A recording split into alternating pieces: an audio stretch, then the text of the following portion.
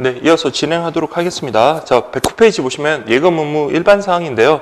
자, 첫 번째 우리가 봐야 될 게 예금 계약의 성질이에요. 자, 그럼 예금 계약의 어떤 법적 성질과 관련해 가지고 우리가 이제 살펴보는데, 그 예금 계약이라는 것은 여기 뭐라고 되어 있나요? 소비 임치 계약이라고 되어 있습니다. 자, 소비 임치 계약이라는 거는 저희가 은행에 돈을 예금을 하면 제가 예금한 돈의 소유권은 넘어가는 거거든요. 그래서 돈의 소유권이 넘어간다는 말은 그 은행에서 내가 맡긴 돈을 그대로 보관했다가 다시 돌려주는 게 아니라 그것을 자기가 뭐 직원 월급으로 쓰든 아니면 다른 대출을 해주든 자기가 임의대로 그렇게 소비할 수가 있다는 겁니다. 그래서 그리고 난 다음에 돌려줄 때는 내가 줬던 그 돈 그대로 돌려주는 게 아니라 그 가치만큼 동종동량의 그런 가치, 그 물질을 그대로, 그러니까 자금을 그대로 돌려주면 된다라는 그런 의미에서 소비 임치 계약이라고 그렇게 보시면 됩니다. 그래서 자, 은행이 수취인이죠.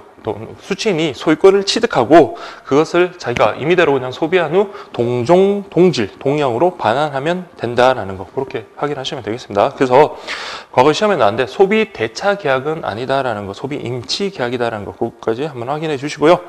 그 다음에 그러나 당좌 예금 같은 경우는 위임 계약 플러스 소비 임치 계약의 혼합이다라고 되어 있는데, 물론 이제 당좌 예금 같은 경우도 저희가 돈을 맡기고 그 돈을 은행에서 어떻게 운영하든 상관이 없으니까 소비 임치 계약은 맞아요. 근데 거기에는 그 수표라든지 채권이라든지 그런 발행을 위해서 적절한 목적으로 사용할 수 있도록 어떤 위임, 그러니까 전문가의 어떤 도움을 우리가 요한다는 점에서 위임 계약의 성질도 가지고 있습니다. 그래서 당좌 예금 같은 경우는 위임 계약 플러스 소비 임치 계약의 혼합이다라는 거 그렇게 좀 보시고요.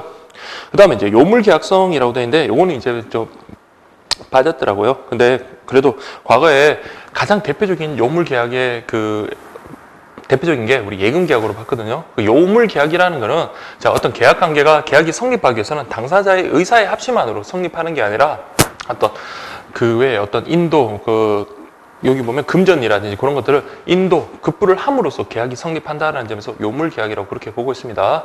일반적으로 우리가 계약과 관련해서 성립 시기를 언제로 보냐면 당사자의 의사가 합치하는 시기로 봅니다. 뭐 돈을 주거나 물건을 건네거나 계약이 성립하는 게 아니라 그 이전 단계인 당사자의 의사의 합치만으로 계약은 성립한다라고 그렇게 보는데, 예금 계약 같은 경우는 합의뿐만 아니라 그러니까 우리가 금전을 지급할 때 예금 계약이 성립한다라고 그렇게 보고 있습니다. 비록 공고난 교재에는 빠져 있지만 예금 거래 기본 약관에서는 여전히 요물 계약성을 인정을 하고 있거든요. 그래서 요물 계약성을 띈다라는 거고 맞는 말로 그렇게 확인하시면 되겠습니다. 그래서 합의 플러스 인도를 해야지 계약이 성립된다. 그래서 예금 계약은 낙선 계약이 아니다라는 거. 이에 비해서 보험 계약 같은 경우는 어떻습니까? 보험 계약 같은 경우는 보험 모집인이 보험 좀 들어주세요 그래요. 그럼 제가 확인한 다음에 보험을 들었습니다. 그러면 당사자의 의사의 합치가 됐으니까 내가 그럼 보험 들겠다라고 할 때 보험 계약이 성립하나요? 그건 아니고요.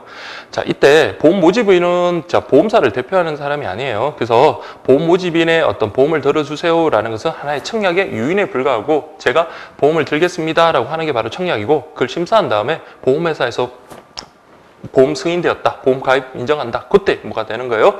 보험 계약이 성립하는 겁니다. 보통 이제 보험 승인을 말 대신해서 보험 증권으로 대체하는 경우가 있지만 어쨌든 간에 보험 계약 같은 경우는 낙선 계약으로서 당사자의 의사의 합치만으로 계약이 성립한다라는 점에서 예금 계약과 다르다는 점 꼭 기억을 해 주시기 바랍니다. 그래서 실무에서는 예금 의사뿐만 아니라 돈을 받아서 확인할 때 그때 예금 계약이 성립하는 걸로 보고요. 아까 말씀드린 대로 예금 거래 기본 약관에서 그렇게 설치하고 있다. 그렇게 확인하시고요. 그 다음에 예금, 금융기관 같은 경우는 상인으로 보거든요. 상인. 그러면 뭐 기업하는 사람, 회사, 아니면 뭐 장사하는 분들, 영업하는 분들 다 상인으로 본단 말이에요. 그러면 민법의 특별법인 상법이 적용됩니다. 민법은 소멸시효가 10년이 소멸시효가 인정이 되는 반면, 상법에서는 5년의 소멸시효를 적용하거든요. 그러면 금융기관이 상인이기 때문에 상법이 적용되고, 따라서 이때는 예금 거래 같은 경우는 10년이 아닌 5년의 소멸시효가 적용된다라는 점 그렇게 확인하시면 되고요. 그리고 선관 주의 의무, 선량한 관리자의 주의 의무를 우리 금융기관에 요구하고 있습니다. 그러면 선량한 관리자의 주의 의무를 위반해서 내가 어떤 손해를 봤다? 그러면은 우리는 뭐 손해배상이라든지 그런 것들을 청구할 수가 있는 거예요. 그래서 보세요. 금융기관에 요구되는 상당한 주의를 다해야지 금융기관으로서는 자신의 책임을 면할 수 있다. 면책됨. 이렇게 되어 있고요. 그 다음에 뭐 부합 계약이라고 되네요. 요거는 예금 계약이든 보험 계약이든 마찬가지잖아요. 상당히 많은 다수의 어떤 그 거래 상대방과 계약을 할 때 일일이 상품 하나하나 이렇게 설명을 해줄 수가 없으니까 미리 정량화된 어떤 약간의 기인해 가지고 우리 예금 계약을 갖다가 예금 계약을 그렇게 체결하는 경우가 많습니다. 그래서 이걸 우리가 부합 계약이라고 합니다. 근데 부합 계약이 있다 보면 부합 계약 같은 경우는 미리 정량화된 부동 문자로 된 그런 계약서에 의한 계약을 하다 보니까 우리가 꼼꼼히 안 읽어보는 경우가 되게 많잖아요. 그러다 보면 불축에 손해를 입는 경우가 많기 때문에 이때 약관 규제에 관한 법률에 따라서 우리 거래 상대방을 보호해주고 있습니다. 자, 그렇게 보시고 그 다음 각종 예금 계약의 법적 구조라고 되어 있는데 보통예금, 저축예금이라고 되어 있습니다. 그래서 우리가 아는 일반적인 그 체크카드 들고 다니면서 돈을 뺐다 넣었다 하는 그 예금을 그렇게 생각하시고요. 그래서 반환 기간은 따로 정해지지 않았고 자유로운 입출금으로서 자유이 중요하죠. 질권 설정이 금지되어 있다. 자, 질권 설정이라는 것 한마디로 말하면 통장을 담보로 여러분들 뭐 돈을 빌리는 거 그런 것들 안 된다 그렇게 하시면 됩니다. 질권의 가장 대표적인 게 전당포라고 있습니다. 요즘은 그렇게 많지는 않지만 돈이 필요한데 현금이 없을 때 뭐 결혼할 때 가져왔던 혼수품 뭐 반지라든지 아니면 집안에 있는 고가의 뭐 카메라라든지 그런 것들을 맡겨놓고 내가 돈을 빌리는 거예요. 그래서 돈을 빌린 돈과 그 이자를 그 기일 내에 변제를 하면 그 내가 질물로서 설정했던 그 고가의 어떤 뭐 카메라든지 그런 것들 전당포에 맡긴 물건을 다시 찾아올 수 있는 거거든요. 그럼 마찬가지로 예금 통장을 담보로 해가지고 돈을 차용하거나 그렇게 하지는 못한다 이 말입니다. 그러나 단 승낙할 때 원칙적으로 질권 설정과 양도는 금지되지만 승낙 시 이때는 뭐는 가능하다? 양도는 가능하다입니다. 통장을 다른 사람에게 내가 돈을 갖다가 100만 원을 빌린 사람이 있어요. 100만 원을 빌린 사람인데 그럼 100만 원을 갚으면 되는데 그 100만 원을 갚지 않고 내가 가지고 있는 통장을 그냥 넘겨주는 거예요. 내가 찾아서 써. 이런 식으로. 그건 양도는 가능하다. 다만 뭐 할 때 채무자의 승낙이 있을 때, 즉 채무자의 승낙이 있을 때는 양도가 가능하다. 그리고 우리 소멸시효라는 것은 예금 채권의 소멸시효는 5년이 소멸시 기간이라 했는데 소멸시효 기간이라 했는데 소멸시효는 언제 진행한다고요? 예금시, 출금시. 그러니까 마지막 그런 예금 출금 행위한 때부터 5년이 지나갑니다. 제가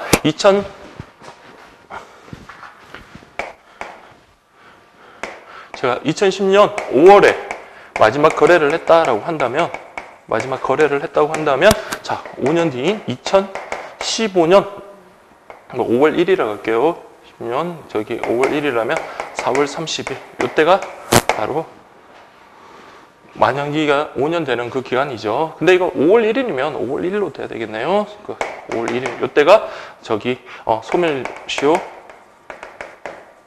완성 기간입니다. 자, 그런데 제가 만약에 2014년도 뭐 7월 1일 날 그동안 거래를 안 하다가 2014년 7월 1일 날 다시 거래를 하면 그동안 진행됐던 소멸시효는 중단이 돼버려요. 중단이 되고 이때부터 다시 5년의 기간을 기산을 하는 겁니다. 그래서 소멸시효라는 것은 그런 식으로 여러분들 이해를 해주면 되고 소멸시효 기간이 끝나버리면 아무리 내가 정당한 채권을 가져서 권리 행사를 할 수 있다 하더라도 상대방은 소멸시효가 완성됐다는 것을 항변해가지고 그런 권리의 주장을 배척할 수가 있는 거고요.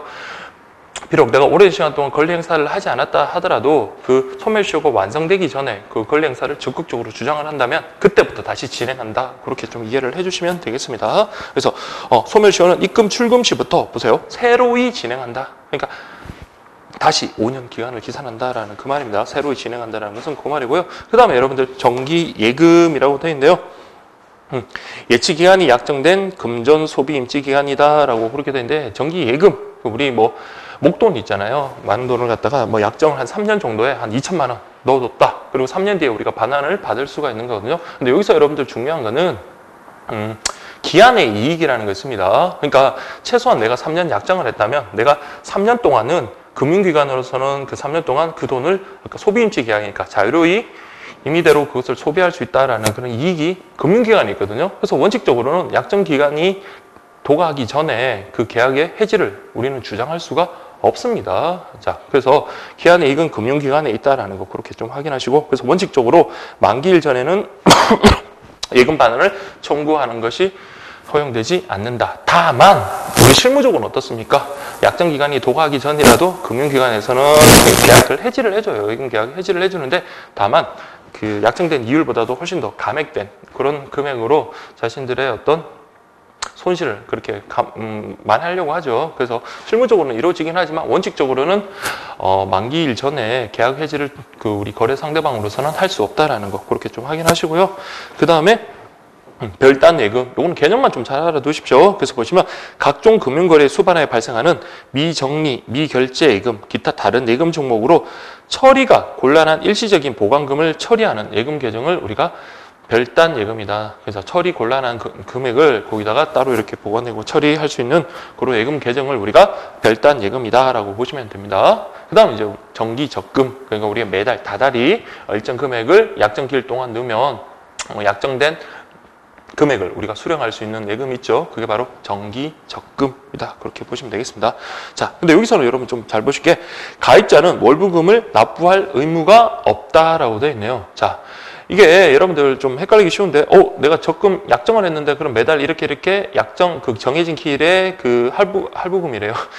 적금을 계속 넣어야 되는 의무가 있는 게 아닌가라는 의문이 들 수는 있겠지만 이것은 자, 그 예금 거래자의 임의에 따른 겁니다. 그래서 내가 만약에 그걸 갖다가 정기 적금에서 적금을 넣지 않는다 하더라도 내가 상대방에게 어떤 뭐 손해배상을 한다든지 그런 식의 어떤 그 의무를 부담하는 건 아니거든요. 그래서 제가 물론 약정된 대로 정기 적금을 안 넣어버리면 우리가 처음 약정한 금액을 만기일이 도래하더라도 그렇게 받지는 못하겠죠. 그런 불이익은 얻을 수 있겠지만 그렇다고 반드시 그 딱 때가 되면 무조건 그 적금을 넣어야 된다라는 의무가 있는 것은 아닙니다. 자, 그렇게 좀 정리를 해주시고요. 이거와 구분하실 게 상호부금이라는 게 있습니다. 상호부금이라는 것은 자, 그 금융기관과 거래 상대방이 서로 당사자가 이 정해진 날짜에 무조건 돈을 납부하기로 서로 상호 의무를 부담하는 그런 계약을 말하거든요. 그렇기 때문에 쌍방이 서로 의무를 부담하기 때문에 우리가 쌍무계약이라는 말을 쓰는데 이때는 할부금을 반드시 납부해야 되는 그런 월부금이죠. 제가 계속 할부금이라 그러네요. 월부금을 납부해야 될 의무가 있습니다. 그래서 정기 적금은 월부금을 납부할 의무가 없지만 상호부금 같은 경우는 월부금을 납부할 의무가 있다라는 거, 그 두 개 구분 좀 해주시고요. 그 다음 당좌예금, 아까 당좌예금의 성질은 뭐라 했습니까? 예금의 일반적인 성질인 소비 임치 계약에다가 플러스 위임 계약에 혼합된 그런 계약이다. 그렇게 좀 보시면 되겠습니다. 그래서 어음수표, 지급 사무 처리 위임을 목적으로 하는 위임 계약과 금전 소비임치 계약이 혼합된 계약이다. 그리고 마찬가지로 선량한 관리자의 주요 의무 다 해야 된다. 그렇게 확인하시면 되겠습니다. 자, 그 다음에 여러분 보실 게 예금 계약이 성립인데 첫 번째 보시면 현금에 의한 입금이라고 되어 있는데 자, 창구 입금 해가지고 요물계약설, 낙성계약설, 견해 대립이 있습니다. 그렇지만 우리 예금거래 기본약관에서는 뭘 따른다고요? 요물계약설에 따르는 입장을 따르고 있습니다. 요물계약설이라는 것은 은행 거래 상대방의 당사자, 예금 의사의 확인만 있으면 되는 게 아니라 거기에 따르는 어떤 금전의 급부 그런 게 필요하다. 그러니까 금전 급부가 있을 때 예금 계약이 성립한다라는 그런 입장이에요. 그래서 보시면 예금 계약의 의사 표시 플러스 금전 제공받은 후 확인하면 그때 요물성을 충족한다. 그래서 예금 거래 기본약관에도 그렇게 규정하고 있습니다. 반면에 낙성 계약설 같은 경우는 당사자의 의사의 합치만 있으면 즉 청약과 승낙 있으면 그 승낙 시 예금 계약이 성립한다라고 보는 견해입니다. 자, 요거는 일반적인 우리 창구 입금인 경우고 전매 수금인 경우 보세요. 전매, 그러니까 점포를 벗어나서 돈을 받을 때 그때 보시면 됩니다. 그때는 돈을 수령하는 자가 어떤 위치에 있냐에 따라서 예금 계약의 성립 시기가 달라진다고 보는 게 일반적입니다. 그래서 만약에 지점장이 직접 편의를 봐서 우리 뭐 동대문에서 영업을 하고 있는 장사를 하고 있는 김 사장을 찾아가서 돈을 수령하면 그 수령할 당시, 수령할 때 바로 예금 계약이 성립합니다. 예금 계약이 성립한다는 말은 뭡니까? 그 동대문의 김 사장은 돈을 줌으로써 은행에다가 내가 준 돈에 반환 청구를 할 수 있는 권리가 생긴다는 거예요. 그래서 오는 도중에 그 돈을 수령하고 그리고 은행으로 오는 도중에 만약에 뭐 분실을 당했거나 그렇게 하더라도 동대문의 김 사장은 자신의 예금 계약의 채권, 예금 계약에 따르는 어떤 그 반환 청구권을 행사할 수가 있는 거고요. 반면에 지점장이 아니라 거기에 있는 어떤 신입사원이 그 동대문의 김 사장에 찾아가서 돈을 수령했다 하더라도 수령할 당시 예금 계약이 성립하는 게 아니라 그것을 받아다가 점포에 와서 그것을 예금 기입부에 딱 기입할 때 그때 이제 예금 계약이 성립하는 걸로 봅니다. 그래서 그 두 개만 구분하시면 돼요. 그래서 원칙은 예금 수령 권한이 점의 수금액까지 미치는 것은 아니기 때문에 금전 수령을 가지고 와서 수납 직원이 이를 확인한 때 예금 계약이 성립한다로 보지만 예외적으로 지점장이나 뭐 우체국장 또는 뭐 대리권을 가진 자, 대리권 그러니까 은행에서 이 사람은 밖에서 점에서 예금을 수령할 권한을 가진 대리권을 부여받은 그런 사람은 그때 예금 수령 시 예금 계약이 성립한다 그렇게 보시면 되고요. 그다음 ATM 현금 자동 지급기에서는 현금을 투입한 때 예금 계약이 성립하는 걸로 보는 게 일반적입니다. 자 그렇게 확인하시고요. 그 다음에 증권료에 의한 입금이라고 보시면 되는데 자 이전까지는 우리 현금이니까 그럼 별 문제가 없었는데 증권 같은 경우 뭐 특히 뭐 어음이라든지 이런 거는 부실 그러니까 부도의 위험이 있잖아요. 그렇기 때문에 반드시 어음을 받았다고 해서 바로 예금 계약이 성립하는지 아니면 완전히 부도의 어떤 위험성이 완전히 벗어날 때 예금 계약이 성립하는 걸로 볼지 그런 논란이 생길 수 있겠죠. 그게 바로 여러분들 추심 위임설과 양도설입니다. 자, 추심 위임설이라는 거는 자 제가 증권을 갖다가 타행 발행 증권이겠죠. 타증권 이걸 받았을 때 이게 받자마자 예금 계약이 성립하는 게 아니에요. 그러면은 이게 중간에 부도가 나버리면 그 은행으로서는 큰 손실을 보는 거잖아요. 그렇기 때문에 시간을 기다리는 거예요. 기다렸다가 이제 부도 시한이 지나버리고 더 이상 이제 어떤 리스크가 없다고 생각될 당시 그런 조건을 충족할 때 예금 계약이 성립하는 걸로 봅니다. 그래서 추심 위임설은 우리 일반 민법에서 말하는 일반적인 어떤 정지 조건설의 입장이라고 보시면 됩니다. 정지 조건설이라는 건 뭐냐면 어떤 조건이 충족하면 그때 이제 우리 효력을 발생하는 것을 우리가 정지 조건설이라고 하거든요. 그래서 추심 위임설이라는 것은 타 정권에 정권을 받았다고 예금 계약이 성립하는 것이 아니라 그런 일정한 조건이 있죠. 부도 시한이 지나고 더 이상의 리스크가 없다고 판단되는 그 시점에 예금 계약이 성립한다라고 그렇게 보는 거고요.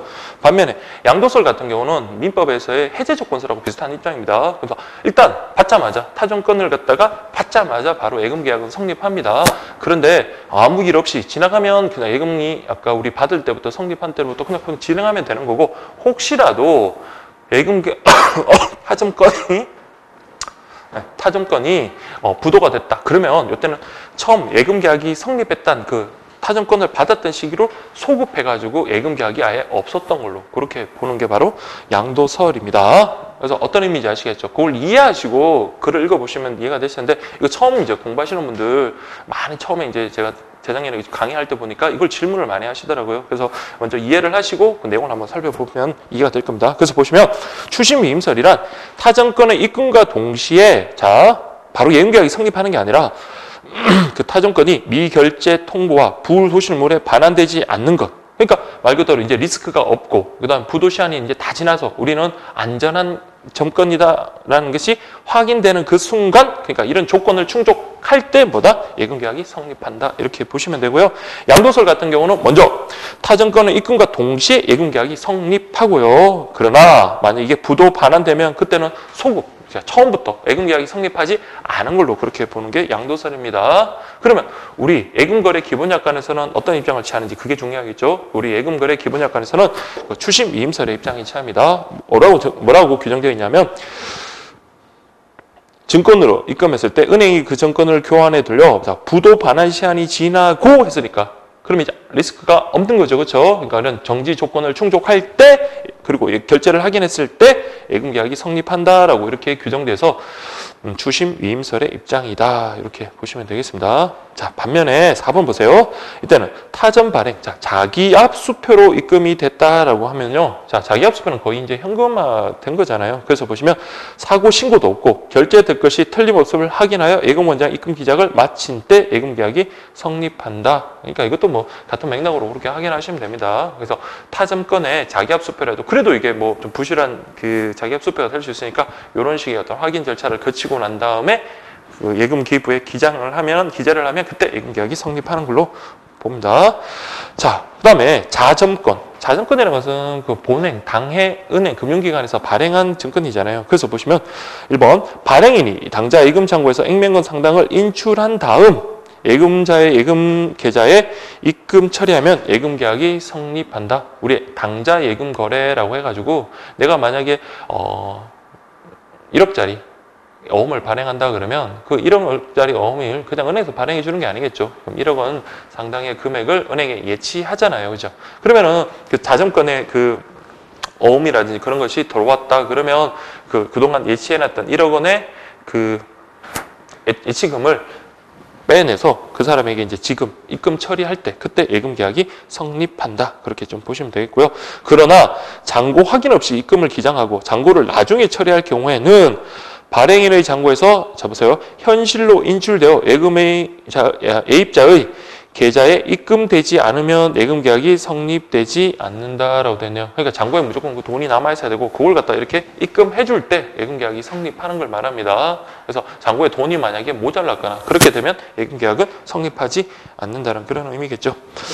자, 그럼 예금 거래 기본 약관에서 보면 개설점에서 지급해야 될 증권, 즉 자점권은 그날 안에 결제를 확인했다면 일단 예금된다. 결제를 확인했습니다. 그러면 그 당좌 예금 계좌 결의해서 예입자에게 이전했을 때 그때 예금 계약이 성립한다라고 그렇게 규정이 되어 있고, 그러나 자 보세요. 자기압 수표, 그러니까 자점 본인 그 당해 은행에서 발행한 거면 이거는 뭐 바로 확인이 가능하잖아요. 그래서 입금 즉시 예금 계약이 성립한다 이렇게 확인하시면 되겠습니다. 자, 그리고 계좌로 송금했을 때 송금 신청을 하고 입금 의뢰를 하고 입금 처리 이런 과정을 거치는데, 현금 같은 경우는 예금 원장에 입금 기장을 마친 때 성립하고, 증권 같은 경우는 아까 우리 봤던 증권 유예한 거 있잖아요. 그거 똑같이 됩니다. 그래서 그 계좌 송금과 관련해서 예금 계약은 그냥 여러분들 그렇게 확인하시면 돼요. 저기 예금 그 원장에다가 입금 기재를 이렇게 한 때 예금 계약이 성립한다. 그렇게 좀 보시면 되겠습니다. 자, 그 다음에 여러분 112페이지 보시면 예금 거래 약관이라고 되어 있는데, 약관 일반과 관련해 가지고 자, 구속력의 근거라고 되어 있는데, 자, 우리가 뭐 핸드폰을 핸드폰을 구매를 한다든지 통지사와 어떤 통신 계약을 체결한다든지 아니면 예금 계약 또는 뭐 보험 계약을 체결할 때, 그러면 소위 말하는 기업 측에서 아니면 금융기관이 제시하는 게 있을 겁니다. 그래서 여기 사인해 주세요라고 하는 거거든요. 그 사인이라는 게 뭡니까?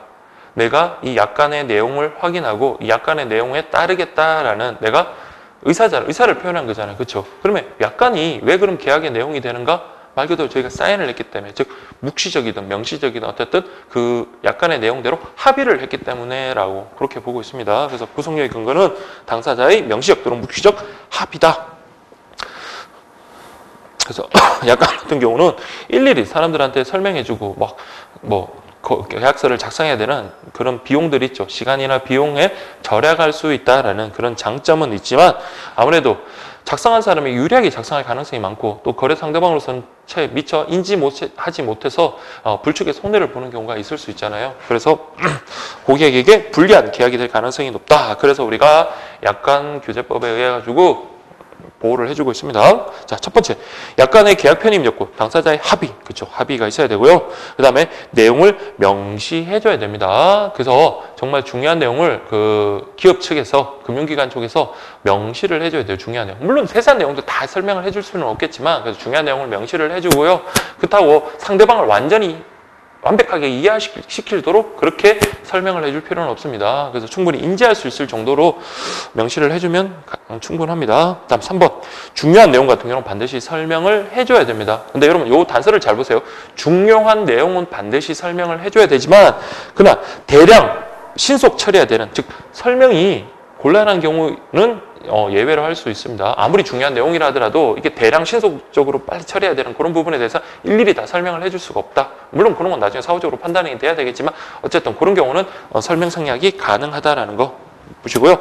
그 다음에 고객의 요구가 있으면 사본을 교부해야 된다. 그러면 요구가 있어야면 사본을 교부해야 됩니다. 그러니까 고객이 저기 사본 약간 저 복사 좀 해주세요라고 하는데 그렇게 거절할 수는 없다라는 겁니다. 그러면 역으로 또 우리 문구 그대로 또 본다면, 고객의 요구가 없다면 굳이 사본을 교부해줘야 될 의무는 없다라는 겁니다.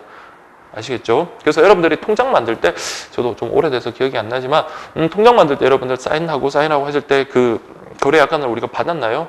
안 받았던 것 같거든요. 근데 핸드폰이나 통신사 계약 체결할 때는 뭐 복사본을 우리가 받았던 그런 기억이 있는 것 같은데, 만약에 여러분들이 예금 거래할 때 약관을 달라고 하면 그쪽에서는 거절하지 못하고 우리가 충분히 그런 것을 달라고는 할 수 있다는 거 그렇게 확인해 주시면 되겠고요.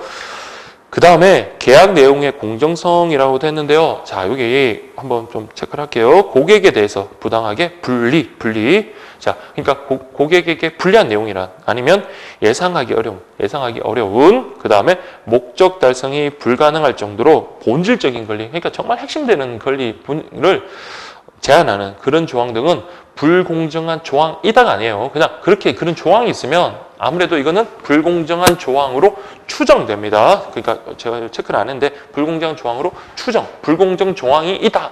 불공정 조항이 된다가 아니에요. 불공정 조항으로 추정될 뿐이에요. 추정이란 말은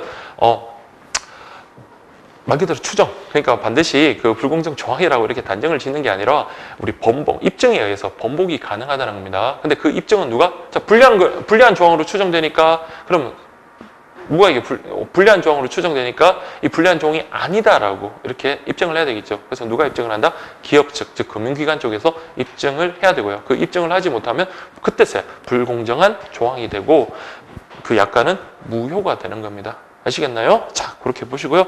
또 그 약관이 같은 경우는 원래는 우리 민법상에서는 어떤 무효 사유가 이렇게 있잖아요. 전체 계약 중에 일부분에 무효가 있으면 그 계약 전체를 무효로 하는 게 원칙입니다. 그러나 약관 규제법에 따르면 무효 사유가 있으면 그 무효 부분에 대해서만 무효로 한다라는 거. 그거는 뭐 시험 범위랑 관계는 없겠지만 그렇게 이해를 하시면 되겠고요. 그리고 약관 해석의 원칙과 관련해서 자, 일반 계약과는 다른 해석을 요한다. 왜냐하면 기업에게는 유리하고 고객에게는 불리하기 때문이다.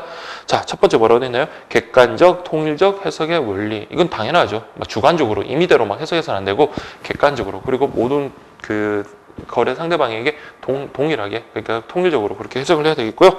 두 번째는 작성자 불이익의 원칙. 그러니까 애매모호한 그런 규정이 있다. 그러면 이거는 오히려 그걸 작성한 사람에게 불이익하게 그렇게 해석을 해버립니다. 그러면 이것을 피하려면 어떻게 해야 돼요? 작성자가 명확하게 잘 규정을 해줘야 되겠죠. 그 다음에 세 번째는 개별 약정 우선의 원칙. 이거는 시험에 정말 너무너무 많이 나왔죠. 그래서 아무리 일반 거래 약관이 있다 하더라도 자, 금융기관과 우리 예금거래 상대방이 따로 개별적으로 약정한 사항이 있으면 뭐부터 적용하겠다? 따로 개별적으로 약정한 사항. 당연히 그렇게 해야 되겠죠. 그럼 개별 약정을 우선 적용하려고 개별 약정을 한 거 아니에요. 그렇죠? 그래서 개별 약정 우선의 원칙 이렇게 보시면 되겠습니다. 자, 그 다음에 보셔야 될 게 약관 거래 약관 해가지고 약관이라는 것은 아까 말했죠. 미리 부동 딱 고정된 문자 있잖아요. 딱 미리 작성해 놓은 정형화된 문서 그걸 우리가 약관이라고 합니다. 자, 보세요. 첫 번째 보시면 모든 금융기관의 통일적인 약관 체계라고 되어 있네요.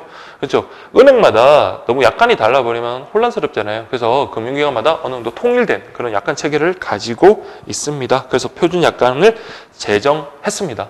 근데 표준 약관을 제정했더라도 모든 은행이 그 약관 그대로 받아들이면 은행마다의 어떤 차별화 그런 게 없잖아요. 그래서 그 채택을 하고 시행을 할 것인지에 대해서는 은행이 각자 자유롭게 선택할 수 있다라는 것까지 그렇게 확인해 주시고요. 단 독립적인 상품 개발로 상품의 특유한 독자적인 약관도 보여있다. 즉 표준 약관은 이제 은행에 다 보유가 되어 있고요. 그렇죠. 통일적인 거. 그리고 근데 채택과 시행은 자유롭게 할 수는 있지만 그리고 은행마다 각자 개발한 상품들이 있을 거 아니에요. 금융 상품들. 거기에 대해서는 다 각자 따로 독자적인 어떤 약관을 보유하고 있다라는 거 그렇게 좀 확인하시면 되겠습니다. 그 다음에 단계별 약관 체계에서 예금거래 기본 약관 그리고 각 예금 종류별로 이원화했다는 점에서 단계별 약관 체계를 구성하고 약관의 이원적 체계라고 해서 자 보세요. 약관은 크게 세 가지로 구분됩니다. 자 상품, 자 보통 예금 고요. 그러면 우리 그거 하나 볼까요? 판매 조건부 채권이라는 게 있습니다. 판매 조건부 채권 계약이라는 게 있는데요. 아니면 양도성 예금증서 계약이라든지 양도성 예금증서 거래라든지 그런 것들은 자 어디에서 그 상품은 상품이죠. 그럼 그 상품 고유의 어떤 독자적인 약관이 있을 겁니다. 그래서 제일 먼저 적용해야 되는 게 약관이 이렇게 크게 세 가지로 나누는데 제일 먼저 적용해야 되는 건 당해 상품의 약관을 먼저 적용을 합니다. 근데 그 약관이 또 약관에 나타나 있지 않고 또 불분명하다면 그것보다는 좀 더 상위에 있는 예금 예금 거래 종류별 약관에 살펴보면 되는 거예요. 그러면 한매조금 채권 같은 경우는 예금에 속하거든요. 예금. 그러면 예금 관련되는 그 약관을 살펴보고 그래도 분명하지 않고 나타나 있지 않다면 그때는 예금거래 기본 약관, 그 순서대로 그렇게 약관을 적용합니다. 자, 그래서 보세요.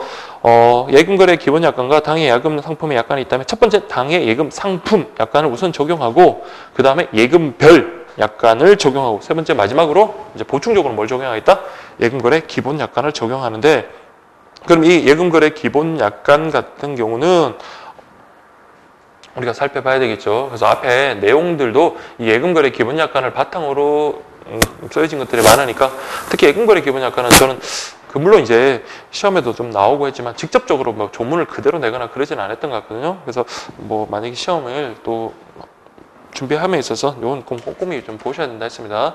그 뒤쪽에 우편이라든지 금융 관련되는 법령들 있잖아요. 그 막연한 그 법령들을 다 보는 것보다 예금거래 기본 약관이 그래도 우리 교재 중간에 들어가 있는 법령이니까 좀 잘 보셔야 돼요. 자, 첫 번째 보시면 이 약관은 입출금이 자유로운 예금, 거치식 예금, 적립식 예금 거래에 적용된다. 그러면 예금 거래 기본 약관 같은 경우는 뒤쪽에 나오겠지만 크게 우리 예금 상품은 네 가지로 구분할 수 있거든요. 그러니까 입출금이 자유로운 예금, 그 다음에 거치식 예금.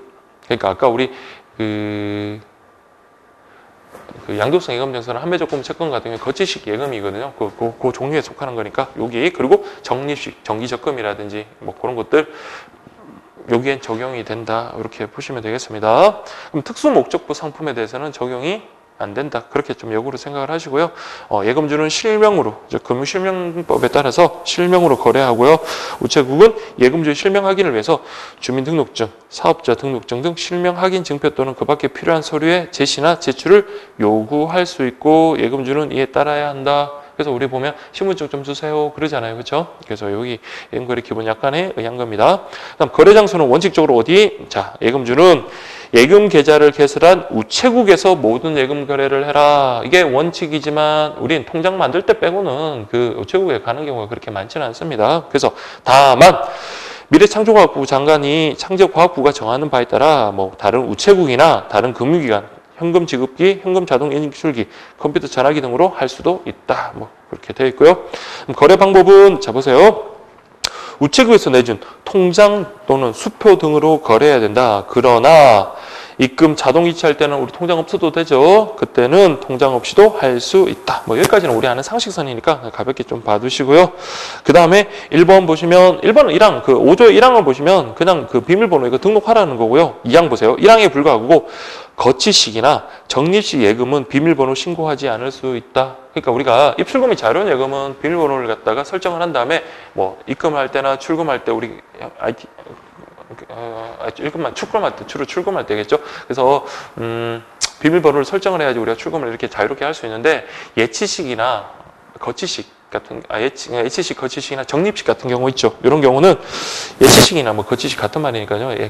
예치식, 거치식이나 적립식 같은 경우는 비밀번호를 붙이지 않을 수 있죠. 왜? 그 만기가 그냥 도래한 다음에 신분을 확인한다고 그때 이후에 돈을 수령하면 되니까요. 이게 오히려 더 안전할 수도 있는 겁니다. 그래서 그렇게 좀 확인하시고 3항 보시면 예금주는 인감과 서명을 함께 신고하거나 인감 또는 서명을 추가로 신고할 수 있다. 더 확실히 보장하기 위한 겁니다. 그래서 단지 내가 서명, 사인만 이렇게 해도 되고요. 아니면 인감만 찍어도 되고 아니면 인감, 서명 둘 다를 요구하게끔 해도 되고 아니면 또 다른 인감이나 서명까지 요구하는 추가로 할 수 있다는 겁니다. 자, 그 내용 뭐 확인하시고요.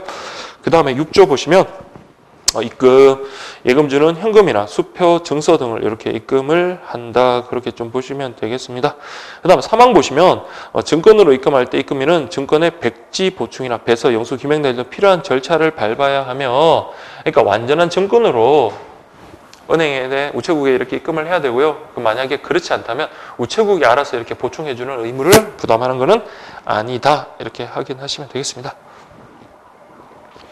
다음 4항 보시면 입금하는 증권이 수표일 때는 우체국은 소정의 금액란에 적힌 금액으로 처리한다.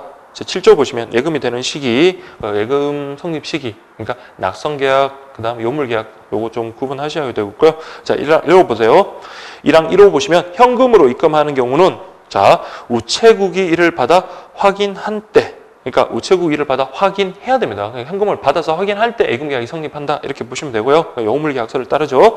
2호, 현금으로 계좌 송금이나 계좌 이체를 하면 아까 송금일 때는 예금 원장에 기록한 때 이렇게 보시면 되고 3번, 정권으로 입금하거나 계좌 송금으로 정권으로 입금하거나 계좌 송금하는 경우에는 우체국이 정권을 교환하여 돌려 자 보세요. 부도 반환 시한이 지나고 결제를 확인한 때입니다. 그러면 부도 반환 시한이 지난다는 조건을 충족할 때 예금계약이 성립한다. 주시미인설 내지는 정지 조건설 그렇게 보시면 되겠습니다. 다만 우체국에서 즉시 지급해야 할 증권의 경우에는 결제를 확인한 때다. 그렇게 보고요. 다음 2항 보시면 1항 3호에도 불구하고 증권이 자 보세요. 자기압 수표고 지급 제시 기간 안에 사고 신고가 없다면 그때는 뭡니까? 그때 결제가 틀림없을 것임을 우체국이 확인한 경우에는 그냥 예금 원장의 입금이 기록된 때. 그래서 일반적인 어음이나 이런 건 달리 자기압 수표 같은 경우는 거의 현금화 되다시피 했으니까 빨리 확인하고 그리고 바로 입금 그 원장에 딱 기록이 되면 그때 바로 예금 계약이 성립하는 걸로 그렇게 보고 있습니다. 그래서 이런 것들은 신속해라 보시고 그다음에 증권의 부도라고 되어 있네요. 그러니까 이런 것 때문에 좀 겁이 나죠. 그러니까 입금을 갖다가 증권으로 했는데 증권이 지급이 거절됐거나 지급이 거절될 때는 그러면 뭡니까? 지급 거절됐으면 입금한 걸로 보면 안 되겠죠. 그래서 우체국은 그 금액을 예금 건장에서 빼버려요. 그래서 이 사람의 기존의 잔액이 1,000만 원인데 500만 원짜리 증권으로 입금을 해서 입금 원장에다 기록을 했었는데 그게 지급 거절됐다? 그럼 500만 원 빼면 다시 잔액이 1,500에서 1,000으로 남는 겁니다. 그리고 그 사실을 알려주고요. 자, 그 다음에 그 2항 보시면 2항은 제가 막 기본 강의 때 되게 많이 설명을 드렸던 건데 시험은 한 번도 나온 적 없어요. 한번 보세요. 우체국은 지급 거절된 증권은 그 권리 보전 절차를 받지 않고 그러니까 우체국은 아까 앞에서 봤던 처럼 백지 보충 의무도 지지 않고요. 그다음에 지급 거절된 증권에 대한 권리 보전 절차 이런 거 귀찮은 거 안 합니다. 그거 하지 않고 입금한 우체국에서 예금주가 반환 청구를 할 때 돌려준다. 이게 원칙이겠죠. 그렇죠? 500만 원짜리 증권을 갖다가 가져왔는데 그게 지급 거절되거나 부도 처리되거나 그렇게 됐습니다. 그러면 어떻게 돼요? 예금 원장에서 빼고 그거는 이제 하나의 종이 쪼가리에 불과하죠. 그러면 발행인한테 입금자한테 그냥 돌려줍니다. 그 입금한 사람한테 사실을 알리고 돌려준다. 그렇게 보시면 되겠습니다. 다만 근데 보세요. 그게 돌려주는 게 원칙인데 증권 발행인이 와가지고 그거 지급 거절돼서 그럼 내가 그 500만 원 지급할게 라고 한다면 그럼 뭡니까? 500만 원 예금 원장에서 기재 뺐던 거 다시 넣어야 되겠죠. 500만 원 넣고요. 그 다음에 이제 그 증권 있죠. 그 증권 같은 경우는 이게 계속 유통될 수 있으니까 그건 이제 누구에게 돌려준다?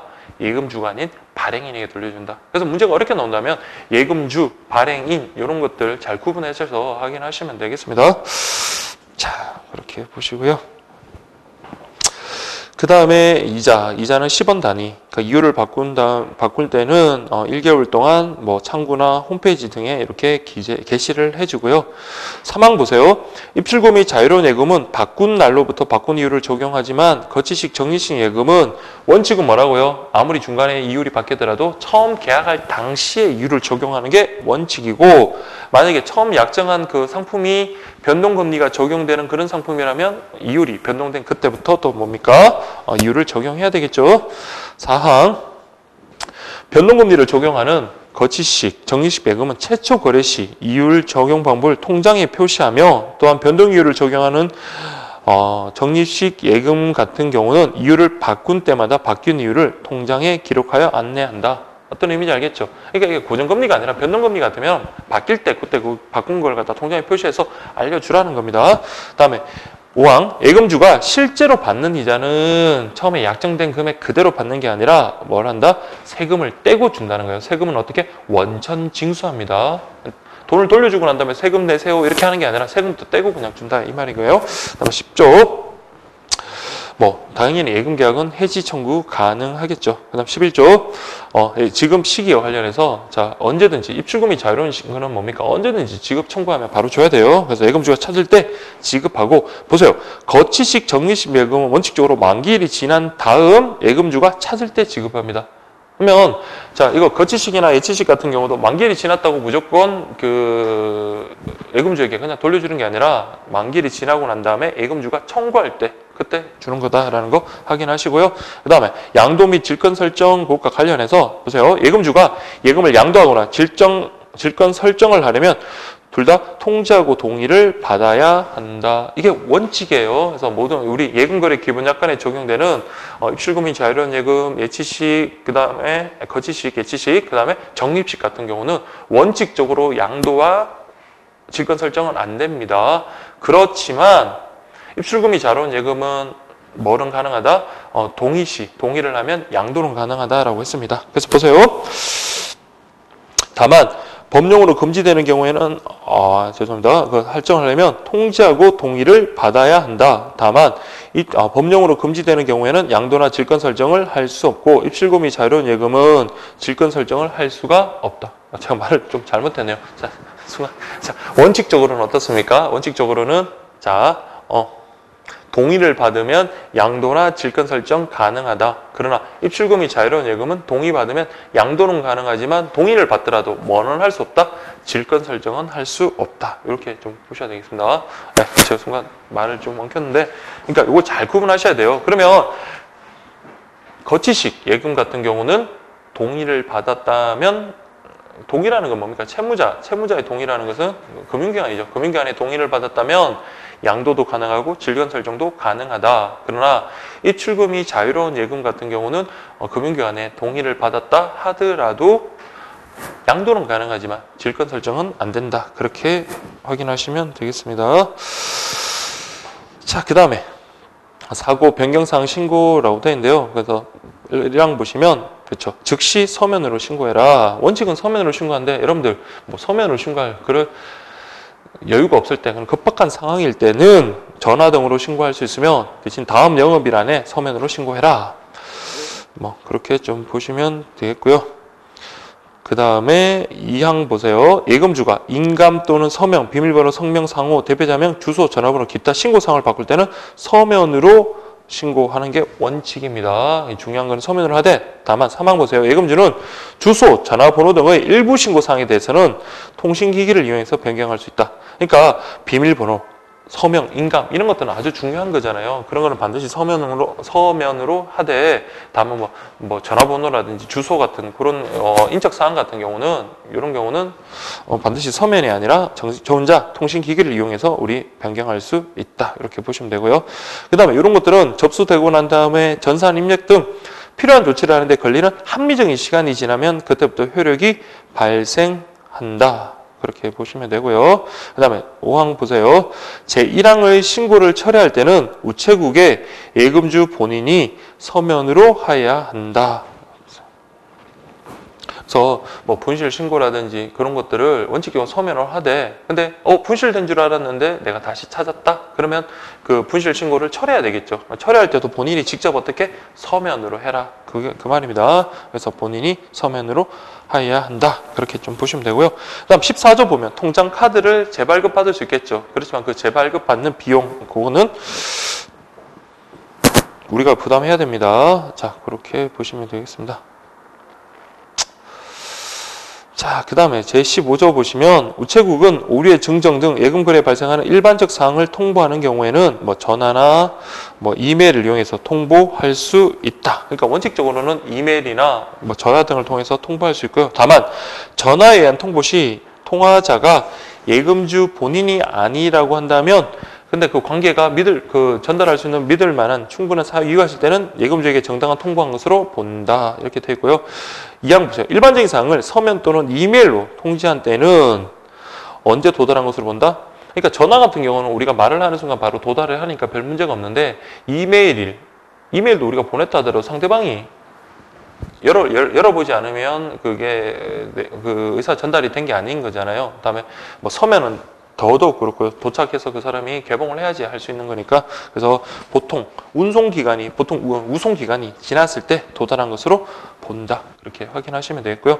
다음 3항 보시면 우체국은 예금계약의 이미 해지 등 중요한 의사표시를 할 때는 서면으로 하야하며 통지가 예금주에게 도달하여야 효력이 생긴다. 자, 도달에 좀 체크하시고 발송이 아닙니다. 그래서 자, 우체국에서 일방적으로 이미 해지를 해버려요. 예금계약이 해지됐습니다 라고 이렇게 할 때는 반드시 뭘 통해서 해라? 서면으로 하라.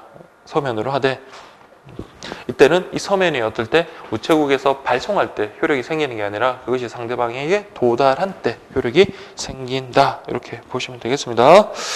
다만 우리 관계 법령 등에 의해서 예금계약을 해지한 경우라든지 뭐 예금주가 제13조에 3조에 변경신고를 게을리해서 도달하지 않은 때는 그래서 뭐 주소라든지 이런 것도 바뀌면 변경신고를 해야 되는데 그거 게을리 해태해가지고 도달하지 않은 때는 그러하지 아니하다. 그럼 도달한 걸로 봅니다. 그래서 그렇게 좀 확인하시고요. 그 다음에 면책 범위라고 되어 있네요. 그래서 우체국에서도 이런 금융사고와 관련해서 면책을 주장할 수 있는데 그 면책 범위와 관련해서 한번 보십시오.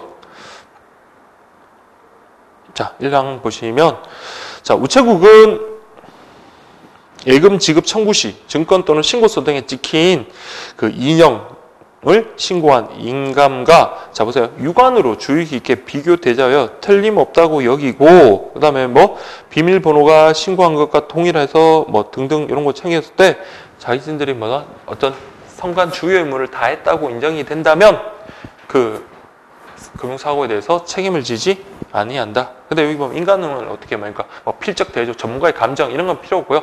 유관으로 그냥 주의 깊게 봤을 때 이 통장이 찍힌 인간과 그 예금 찾으려고 지금 신고한, 청구한 사람의 신청서에 찍힌 인감이 같구나라고 유관으로 그냥 주의 깊게 봐서 확인만 되면 면책 범위에 들어가는 겁니다. 다음 2항 보시면 전자통신기기 등을 이용하거나 거래정보 등의 제공 등 금융거래 명세 등의 통보와 관련하여 우체국이 책임질 수 없는 사유로 금융정보가 새어나가거나 손해가 생기더라도 우리 우체국은 책임 안 질래. 그러니까 우체국이 책임질 수 없는 사유면 책임지지 않는다라는 겁니다. 그 다음에 3항 만약에 예금주가 실명 확인 증표 또는 서류의 위조, 변조, 도용 등을 하였다면 역시 마찬가지 면책되고요. 그 다음에 4항 보시면 신고 절차를 미루어서 생긴 손해에 대해서 그러니까 신고 절차를 제대로 했다면 발생하지 않은 손해에 대해서는 역시 우체국 책임지지 않는다. 그렇게 보시면 되고요. 다음에 수수료 뭐 아까 그 말씀드린 대로 2항 보시면 자기압 수표 발행을 원한다든지 아니면 통장 자신의 잘못으로 통장을 재발행해야 되는 그런 경우 통장이 다 썼어요. 통장이 이제 다 써서 재발행되는 경우는 당연히 수수료 부담을 하는 건 아닌데 자신이 통장이 분실하거나 아니면 통장을 오염시키거나 그럴 때 그런 경우 재발행한다면 수수료를 납부해야 된다라는 거 그렇게 좀 보시면 되겠습니다. 자, 그렇게 보시고요. 그 다음 19조로 한번 가볼게요. 19조 보시면 예금의 비밀 보장에서 1항 보시면 어떤 거래 내용에 대한 자료, 정보 이런 걸 함부로 남에게 제공하지 않는다. 2항 우체국은 예금주가 정보통신기기 등으로 무통장 입금 그리고 예금 잔액 등에 관한 정보의 제공을 요청한 때는 이런 것들 있잖아요. 확인이 되면 그것을 제공할 수 있다. 이렇게 보시면 되겠습니다. 그래서 우리 뭐 폰뱅킹으로 이렇게 들어가가지고 보면 제 어떤 거래 내역이라든지 거래 잔액 같은 거 그런 거 볼 수 있잖아요. 그렇죠? 그때 뭐 우리 그 신고한 그 비밀번호 그런 것들 다 이렇게 입력해가지고 그렇게 확인이 되면 그렇게 해주겠다라는 그런 말입니다. 자, 그 다음에 20조 보시면 약관 변경인데요. 자, 1항 보세요. 원칙은 약관이 변경됐어요. 그러면 어떻게 합니까? 약관 시행일 1개월 전에 한 달간은 게시하랍니다. 약관이 요런 식으로 바뀌었습니다라고 이제 눈에 띌 수 있는 곳에다가 이렇게 게시를 합니다. 다만 보세요. 긴급히 약관을 변경할 때는 즉시 이를 게시 또는 공고해라. 2항 보시면 약관의 변경 내용이 예금주에게 불리하다면 자 보세요. 저기 아까 1항에서 원칙은 뭡니까? 각 우체국이랑 인터넷 홈페이지에 대해 1개월 전에 한 달간 게시를 하면 되는 건데 근데 약관 변경 자체가 약관이 뭐 사소한 게 변경될 수도 있고 아주 고객에게 불리한 게 변경될 수도 있잖아요. 그럼 고객에게 불리한 걸 변경하면 고객에게 반드시 주지시키는 방법으로 좀 알려줘야 되겠죠. 그럴 때는 단지 그 1항에 있는 것처럼 우체국과 인터넷 홈페이지에 게시하는 것뿐만 아니라 어때요? 보세요. 1호, 1항에 의해서. 1항에는 아까 뭐였죠? 인터넷 홈페이지 우체국이었죠. 2호는 2개 이상의 일간신문의 공고, 다음에 이메일, 다음에 네 번째는 현금 자동 지급기, 다음 5번째는 거래 통장, 6번째는 인터넷 뱅킹 초기 화면. 그러니까 이런 식으로 할 수 있는 모든 방법을 강구해서 너에게 이렇게 불리한 약관으로 변경이 되었으니까 확인 바란다라는 쪽으로 이렇게 알려줘야 됩니다.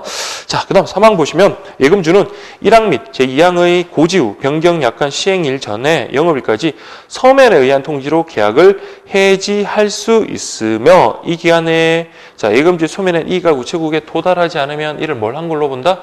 승낙한 걸로 본다. 즉 약관이 이렇게 바뀌었는데 니네들 이렇게 변경된 약관인데도 불구하고 기존 계약을 계속 유지할래? 라고 이렇게 물어볼 수도 있고요. 아니면 일방적으로 계약을 해지할 수도 있습니다. 자, 계약을 해지할 수도 있습니다. 물어볼 수도 있고, 그러면 예금주가 보면 판단할 수 있겠죠. 그러면 그 기한 내에 뭘 하십니까? 나 이런 불리한 약관을 적용받는다면 나 이 계약 해지할래? 라고 이렇게 할 수도 있습니다. 그래서 그렇게 우리가 불리한 약관으로 변경된 것을 고지를 받든지 뭐 게시가 된 걸 우리가 확인했다면 우리가 의사표시를 할 수 있고, 만약에 그 기간 내에 의사표시를 하지 않았다면 그 변경된 약관으로의 계약으로 이행할 것을 승낙한 걸로 봅니다. 거절이 아니라 승낙한 걸로 본다라는 거고 좀 잘 기억을 해 주시기 바랍니다. 그 다음에 21조는 뭐 개별 약정 우선의 원칙 그대로 규정을 해놨고요. 그 다음에 2항 보세요. 약관의 정한사항과 입출금 및 자유로운 예금 약관 또는 거치식, 격리식 예금 약관의 정한사항이 다를 때는 입출금 및 자유로운 예금 약관이나 거치식, 격리식 예금 약관을 먼저 적용한다. 아까 우리 그 약관 적용 순서 있었잖아요. 제일 먼저 당해 상품, 다음에 두 번째가 예금 종류별. 요게 바로 예금 종류별 약관을 3번 그 예금 거래 기본 약관보다 먼저 적용한다. 그 말이잖아요. 그렇게 좀 확인하시고요. 그 다음에 제 22조 보시면 이 약관과 입출금 및 자유로운 예금 약관 또는 거치식, 정리식 예금 약관에서 정하지 않은 사항은 따로 약정이 없으면 자, 관계 법령이라든지 미래창조과학부에서 정한 업무 처리 방법 등을 적용한다. 그러니까 쉽게 말하면 이 예금거래 기본약관이 모든 것을 담을 수가 없단 말이에요. 그러면은 만약 혹시라도 빠진 게 있다 그러면 관계 법령이라든지 그런 거를 참조해가지고 그걸 갖다 우리 준용해가지고 사례에 적용할 수 있다라는 그런 의미고요. 그다음 23조 보시면 이거 예금주가 우체국과의 거래와 관련해서 이의가 있다면 금융분쟁 처리기구를 통해서 분쟁 조정을 해라 라고 그렇게 되어 있습니다. 그래서 요거와 관련해서는 금융분쟁 처리 기구 등을 통해서 할 수 있다는 정도만 가볍게 보시고요. 자, 그 다음에 예금거래 상대방이거든요. 자, 예금거래 상대방 관련해가지고 먼저 첫 번째 자연인과의 거래 한번 보겠습니다. 자, 자연인. 그러면 1번은 자연인 돼 있고 저기 넘기시면 이게 좀 두 번째는 법인이라고 돼 있죠. 그래서 우리 민법에서 권리의 주체로서 자연인하고 법인 이렇게 규정을 하고 있습니다. 그냥 자연인은 그냥 사람이라고 보시면 되고 법인은 여러분들 그냥 모르겠으면 그냥 회사라고 그렇게 생각을 하시면 될 것 같아요. 자, 보시면 1번 권리 의무의 주체로서의 자연인 그랬습니다. 그래서 자연인 우리 예금거래 상대방으로서 자연인은 아무 제한이 없어요. 아무 제한이 없는 게 원칙이다. 즉 살아있기만 하면 예금거래는 누구나 다 할 수가 있는 거다. 다만 예금 종류에 따라서 어떤 가입자에게 제한은 둘 수가 있어요. 그러니까 어떤 특정한 어떤 연령대를 위한 그런 상품이다 그러면 그 상품에 해당되는 나이 있는 사람은 가입할 수 있는 건 있지만 그래도 일반적으로는 제한이 없다라는 거 보시면 되고요. 다음 제한 능력자와의 거래 원칙, 그 다음에 종류라고 되어 있는데 그 제한 능력자 이렇게 되어 있습니다. 우리 일반적으로 일반 성인에 대해서는 자 어떤 법률 행위를 단독으로 유효하게 할 수 있는 능력이 있거든요. 그걸 우리가 행위 능력이라고 합니다. 그런데 미성년자라든지 미성년 후견이라든지 피한정 후견이라든지 피성년 후견인 같은 경우는 자 거래 능력에 제한을 두고 있습니다. 자 아무래도 그분들은 아무래도 독자적인 어떤 판단을 할 수 있는 능력이 좀 부족할 가능성이 높기 때문에 그런 그 제한 능력자들을 보호해 주기 위해서 자 이런 식으로 어떤 제한 능력자 제도를 운영하고 있거든요. 대표적인 게 여러분 미성년자입니다. 자 만 19세 미만이면 미성년자인데 미성년자는 법률 행위를 단독으로 유효하게 할 수가 없어요. 그러면 반드시 법률행위를 할 때는 어떻게 해라? 법정 대리인의 동의를 얻거나 아니면 법정 대리인이 대리해서 그렇게 법률행위를 할 수가 있고요. 미성년자가 단독으로 동의를 얻지 않고 단독으로 어떤 법률행위를 했다면 미성년자 본인이나 법정 대리인이 그 법률행위를 그 계약을 취소할 수 있습니다. 자, 여러분 법률행위라는 거는 그냥 계약이라고 보시면 돼요. 그러면 그 계약에는 뭐도 포함이 되는 거다? 예금계약도 포함이 된다. 이렇게 보시면 되겠습니다. 자, 그게 이제 미성년자고요. 그래서 1번 보세요. 제한 능력자 원칙 한번 보세요. 단독으로 법률행위를 할 수 없고 법정 대리인의 동의나 대리인에 의해서 해야 된다. 뭐 법정 대리인뿐만 아니라 그 피성년 후견인이나 피한정 후견인 같은 경우는 후견인이 동의나 대리할 수 있습니다. 자, 이번 종류 미성년자, 피한정 후견인, 피성년 후견인 이렇게 세 가지로 나뉘고 미성년자는 원칙적으로 행위 능력이 없고 법정 대리인의 동의를 얻거나 대리를 통해서 법률행위가 가능하며 만약에 법정 대리인의 동의가 없었다? 그럼 미성년자 본인이나 법정 대리인이 취소할 수 있다. 이렇게 보시면 됩니다. 무효가 아니라 취소고요. 그 다음에 피성년 후견인하고 피한정 후견인이 있는데 그 구분하시면 그냥 여러분들 이런 거 그냥 구분하십시오. 그냥 정신적인 능력이 아주 심하게 부족한 사람이 있고요. 그냥 지속적으로 결여라는 표현을 씁니다. 그 다음에 부족한 사람이 있다. 그럼 지속적으로 정신적 능력이 부족하다 그러면 우리가 피성년 후견인으로 가고 정신적 능력이 다소 부족한 사람은 피한정 후견인입니다. 근데 피한정 후견인은 반드시 정신적인 능력으로 그렇게 구분하는 건 아니고요. 이 사람이 함부로 낭비병이 너무 심하다 보니까 어떤 거래를 함에 있어가지고 함부로 혼자 못하게 할 그런 필요성이 있을 때도 피한정 후견인 신청할 수가 있거든요. 그래서 한번 보겠습니다.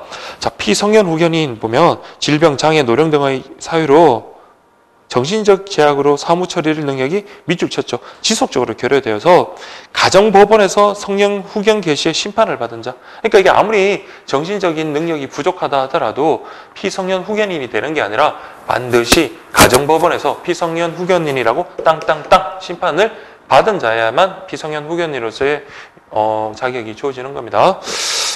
그래서 피성년 후견인 생각해보세요. 원칙적으로는 행위 능력 없습니다. 그러니까 이분들은 정신 능력이 아주 많이 부족하기 때문에 지속적 결여 이런 표현을 계속 써야겠네요. 지속적으로 결여되기 때문에 원칙적으로 행위 능력 없다. 다만 잘 보세요. 이때는 법정 대리인이라고 되어 있는데 물론 후견인도 넓은 의미에서 법정 대리인 될 수 있죠. 그래서 후견인, 법정 대리인이 이때는 뭐만 할 수 있다? 대리만 할 수 있어요. 동의도 안 됩니다. 이런 분들 동의를 해줘봤자 동의해준 대로 어떤 그 계약의 내용을 이행하지 않을 거잖아요. 그래서 이때는 반드시 대리에 의해서만 할 수 있다. 그래서 원칙은 단독으로 할 수 없고 후견인 같은 사람이 대리할 수 있고 그러나 예외적으로 있잖아요. 그러니까 무조건 이 사람들의 어떤 거래 행위를 절단하는 것은 이 사람의 어떤 온전한 인격체로서의 어떤 존엄성에도 반하는 게 되잖아요. 그러면 어떤 일상생활에서 음료수를 사 먹는다든지 가벼운 일상 용품 같은 거 구입할 때 있잖아요. 일상용품 정도 그 정도는 단독으로 유효하게 할 수도 있고요.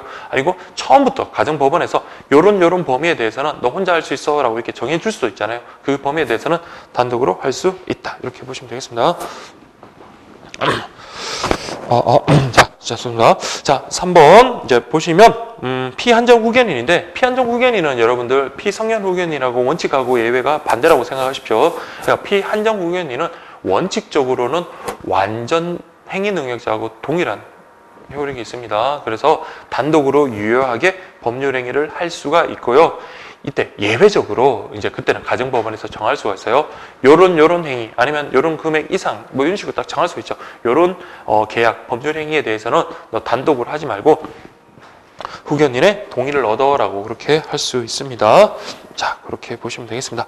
근데 만약 이렇게 정한 범위 동의나 대리를 통해서만 해야 되는데 그것을 단독으로 했다면 나중에 우리 아까 말한 대로 제한 능력자 본인이나 아니면 법정 대리인이나 후견인 같은 사람이 그 법률 행위를 취소할 수 있다까지 그렇게 보시면 되겠습니다.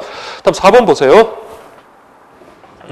제한 능력자와의 거래라고 되는데요. 자, 법정 대리인이나 후견인의 동의나 대리를 얻지 않고 예금 계약을 맺었다면 아까 말한 대로 법정 대리인이 취소할 수 있는데 제한능력자 본인도 할 수 있습니다.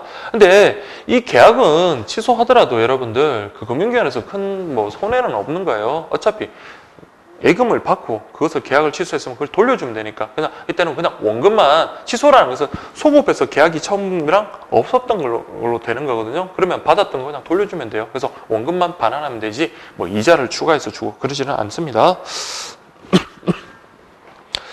그래서 그 원금을 반환하면 족함 요 의미를 좀 잘 보셔야 돼요. 그래서 이자까지 줘야 된다? 아닙니다. 그래서 약정된 기간까지는 아니래도 약정된 기간에 어떤 비율적으로 뭐 이자 준다 그런 거 다 틀린 거예요. 그냥 원금만 돌려주면 된다. 그렇게 좀 보시고요.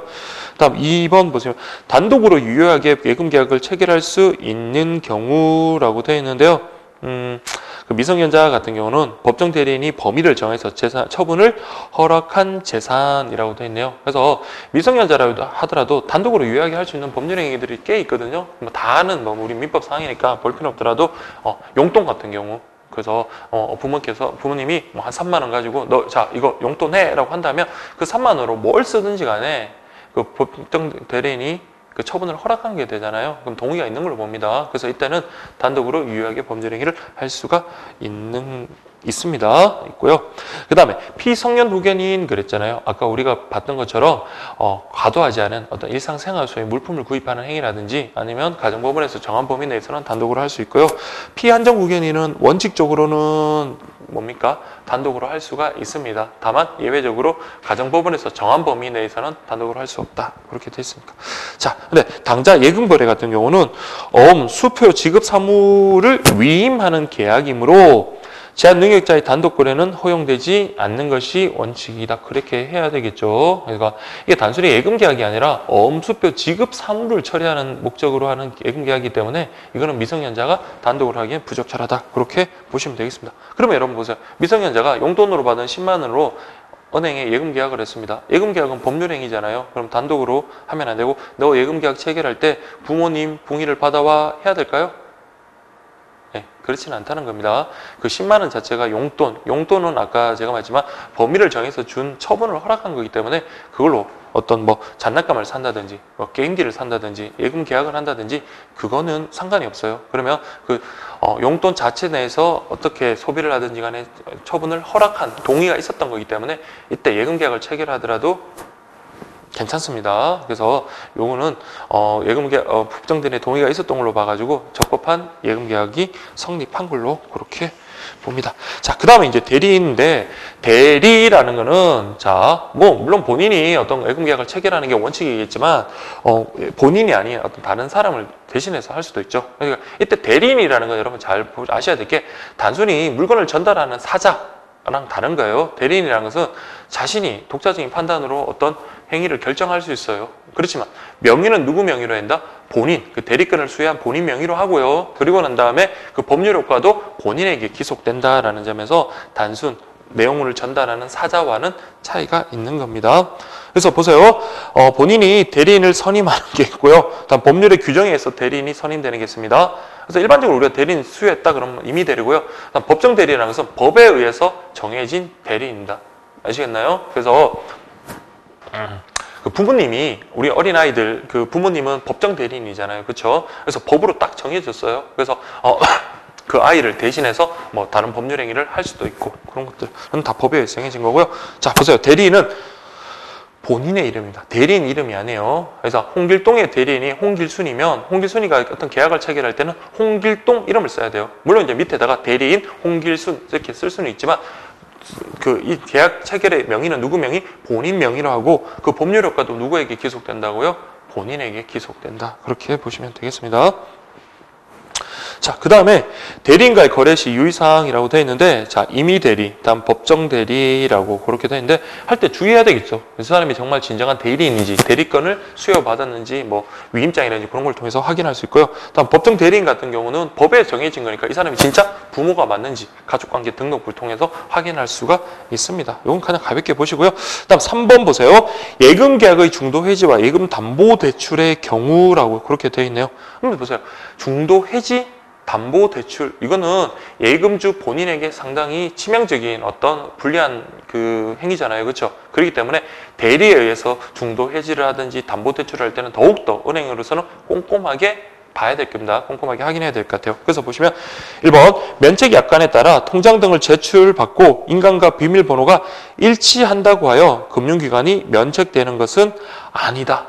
그러니까 그냥 통장 받고 인감이나 그 비밀번호 확인 이 정도에서 그치는 게 아니라 더욱더 세심한 주의가 필요하다는 거예요. 이런 경우에 그러니까 보다 높은 선관 주의 의무가 요구됩니다. 그래서 선량한 주의자 의무를 다한 경우, 그러니까 꼼꼼한 어떤 주의를 다했을 때 그때 이제 면책이 될 수가 있다.